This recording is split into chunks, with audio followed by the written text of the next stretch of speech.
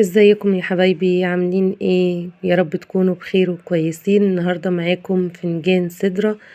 يا رب تكونوا في اسعد حال. انا بصراحة مبسوطة جدا النهارده من البرج اللي معايا، والنهارده هنتكلم عن برج الجدي، ويا رب تكون حظه كويسة النهارده.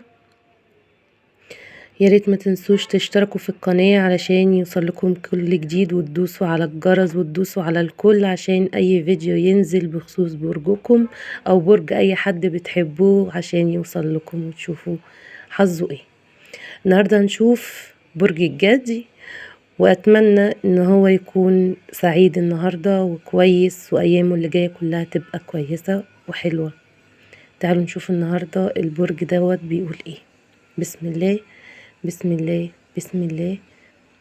طبعا هقول لكم تاني، يا ريت تفعلوا الجرس عشان يوصل لكم كل جديد وتبقوا مشتركين في القناة. احنا النهاردة معانا برج الجدي.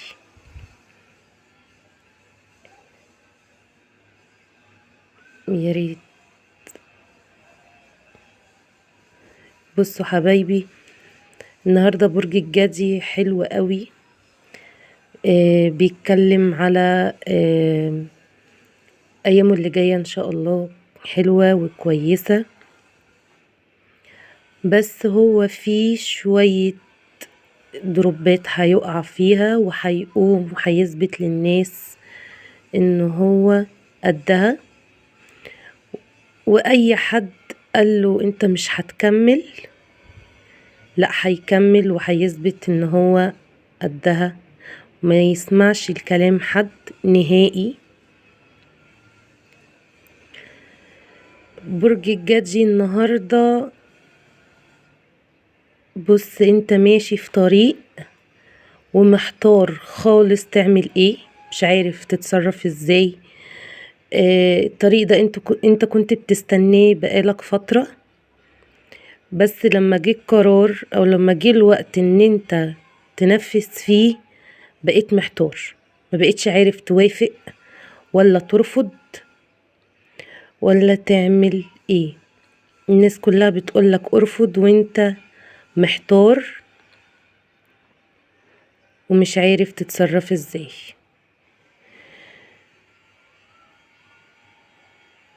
معاك شريك حياتك او شريك حياتك، آه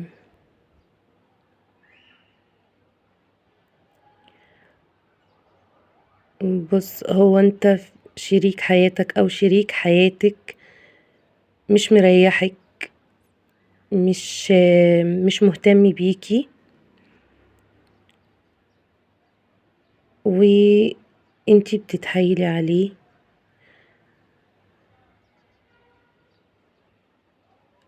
عموما انتوا دلوقتي في مشادة بينكم، بين شريك حياتك او شريك حياتك، انتوا في مشادة ما بينكم، بس هترجعوا. يعني انا شايفة اهو انتوا هترجعوا، هتتلاقوا اهو، هتتلاقوا تاني. يا رب تكون الصورة واضحة لكم. والناس كلها اللي كانت بتقول لكم مش هتكملوا، لا هتكملوا. والناس يعني اهي بتمشي مكسوفة من القرار اللي هي كانت بتقول لكم عليه، ان انتوا مش هتكملوا بس انتوا كملتوا. هتخشوا السنة السعيدة ان شاء الله مع بعض. في دروبات هتحصل في الشغل، اذا كان معاك او معاكي برج الجدي، بس انت تقدر تسيطر عليها.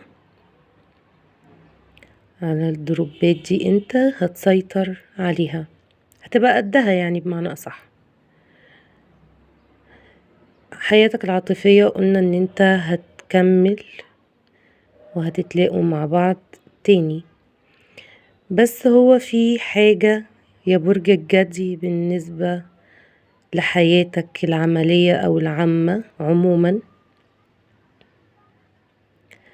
في حد في حياتك بحرف الأو مش بيحبك للأسف.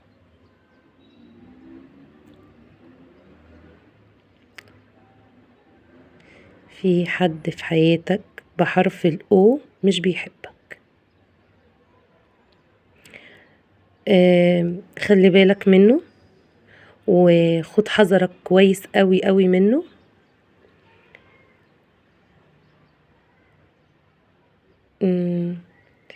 ايامك اللي جاية كلها هتبقى فرح. انا شايفة ان هيجيلك قبل السنة ان شاء الله، يعني قبل ما السنة دي تخلص هيجيلك مبلغ من المال.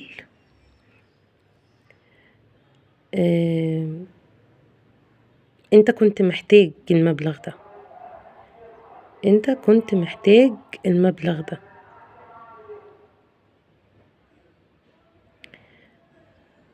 بص يا برج الجدي، في 2 هنا اهم واقفين وراك، دول واقفين معاك بيساندوك. واقفين بيساندوك، واقفين بيتكلموا في ودانك ان انت ما تروحش او ان انت ما تكملش.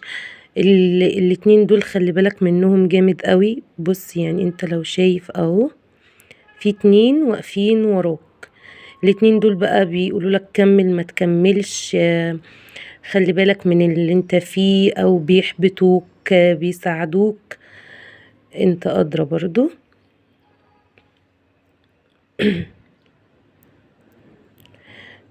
يعني انا شايفة ان انت ان شاء الله هتبقى مبسوط قبل دخول السنة الجديدة. انت في مبلغ مالي انت محتاجه وهيجيلك ان شاء الله قبل السنة الجديدة. يا ريت يا حبايبي ما تنسوش تشتركوا في القناة وتفعلوا زر الجرس وتشتركوا وتدوسوا على الكل عشان اي فيديو ينزل لكم تشوفوه وتستفادوا منه وتشوفوا حظكم بيقول ايه النهاردة. برج الجدي، انت في مأزق حاليا، انت حاليا في مأزق. اذا كان في شغلك، في حياتك الشخصية، في حياتك العامة الأسرية، انت في مأزق بس هتقع فيه، بس انت هتقوم. يعني انت بتعافر يا برج الجدي، انت مش بتاع ان انت تتهزم، فانت هتقوم، انت قدها جامد قوي، فهتقوم من المحنة دي. والناس كلها هتستغرب انت قمت ازاي من اللي انت كنت فيه، لان ببساطة برج الجدي ما بيعرفش يتهزم، ده يعني ببساطة كبيرة. يعني انت عندي، اللي في دماغك لازم تنفذه، فانت هتنفذ اللي في دماغك برضو.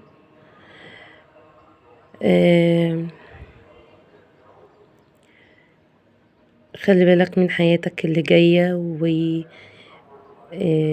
انت هتقوم من المشكلة اللي انت فيها حاليا، وربنا معاك ويقويك على اللي انت فيه. حاول تصلح من حياتك شوية يا برج الجدي، علشان وحاول تسمع لآراء اللي حواليك. يعني حاول تسمع لآراء اللي حواليك، بس طبعا انت مهما تكلموا معاك، انت اللي في دماغك هتعمله. بس يعني حاول تقتنع بالرأي اللي حواليك اذا كان صح، واذا كان غلط فاعمل اللي في دماغك. اشوفكم في فنجان تاني مع برج تاني، وياريت تكتبولي في الكومنتات محتاجين برج ايه المرة الجاية. واشوفكم على خير يا حبايبي، والسلام عليكم ورحمة الله وبركاته.